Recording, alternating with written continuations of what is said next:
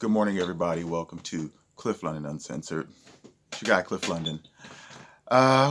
Make it a short video. What I want to talk about today is DeSean Watson.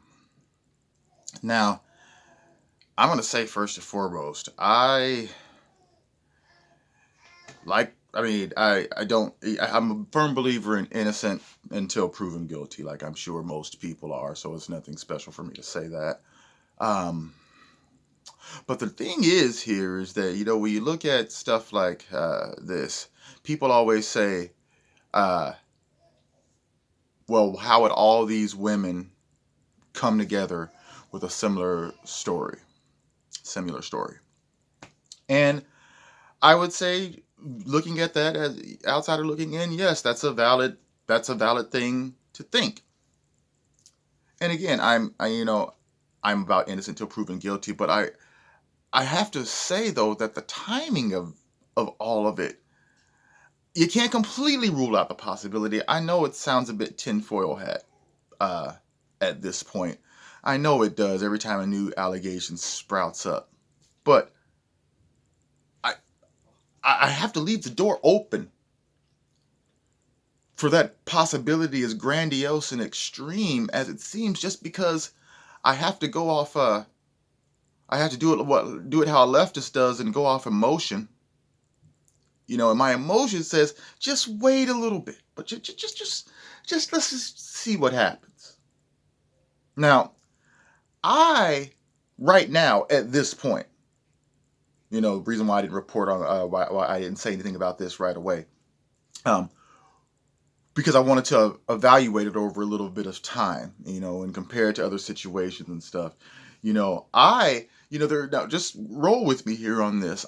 It is possible that let's say that he decides to say, okay, all of a sudden he goes, you know what, I'm going to tough it out in Texas to the end of my contract or whatever. Let's say that he says that, but it flies under the radar because everyone's focused on the rape thing. Then all of a sudden these things start to get settled out of court, or it clears up magically. Then they would have you think that, because see here, I'm just going to say, because I'm merely speculating here, I'm not going to beat around the bush, because it is kind of, you can look at it, it's kind of possible that, okay, so you're a masseuse, all right, and you get a call from a $1 million athlete that wants you to meet him at a hotel, not come to the office, okay, now maybe, or not even go to his home, because a lot of these guys have $1 million facilities in their home. They'd probably have a finished basement that looks like a damn yoga studio down there or something. But so something would make you think as a masseuse, isn't this situation a little weird? Now, not everybody is innocent in this world, and just because somebody may be the victim of something doesn't mean they're innocent in their daily life. Now, 20 of them, right? The number's up to 20 now, right? So, you mean to tell me that all of them just thought to themselves, I'm going, no one deserves, okay? But I'm saying, this has been going on a long time, apparently. They've just now, all of a sudden, since this man is saying he doesn't want to be in Texas anymore, they're all of a sudden saying, I think now is the time to come forward.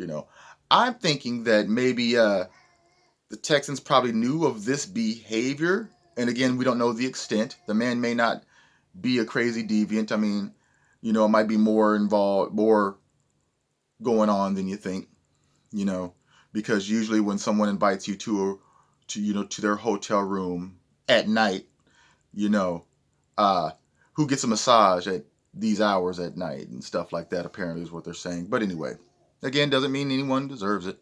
Just saying situations, So there's so many things that are far-fetched, but yet not impossible. But yet there's the societal adage of, especially we live in the post-Me Too, thank you fucking Harvey Weinstein era. And so now it's just about, believe, and not due process, not trial, and regardless of what anybody thinks. I mean, like, the man deserves a trial. This trial by public stuff. I mean, the man deserves a trial. I mean, because there is a certain amount that when he's very sought after. People want him to do what they say. He's got lots of money. He's worth a lot. So you're naturally going to have people that want to see your downfall.